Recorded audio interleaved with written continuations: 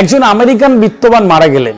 ভদ্রলোকের বিধবা স্ত্রী 200 কোটি টাকার মালিক হয়ে তার মৃত স্বামী ড্রাইভারকে বিয়ে করে ফেললেন।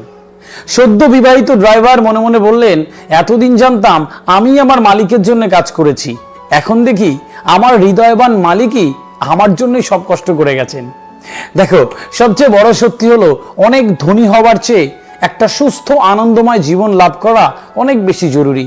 আমরা আমাদের জীবনের এই পৃথিবীর 10%ও দেখে যেতে পারি না, অথচ আমাদের প্রত্যেকের হাতে সময় নেই।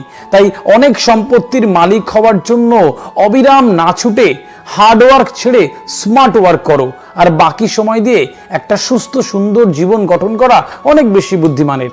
দেখো, একটা জিনিস তুমি ভেবে দেখলেই সত্যিটা পাবে, তোমার জীবনের পরিশ্রমের পাওয়া অর্থ 80% অন্যের জন্য করা, অথচ তোমার কান্নায় গলা আটকানো অনুভূতি, ঘুম না আসা রাত, বুকের ভেতর জমাট বাঁধা কষ্টে কারো কিচ্ছু যায় আসে না, জাস্ট কিচ্ছু যায় আসে না।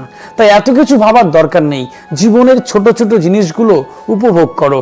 ভাবো তো, একবার লাস্ট কবে খোলা আকাশের অবাধ নীল দিগন্তের দিকে চোখ রেখেছিলে?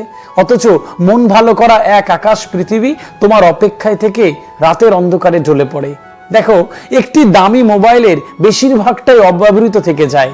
একটি 10 কোটি টাকা দামের দ্রুতগতি গাড়ির 60% গতির কোনো দরকারই পড়ে না।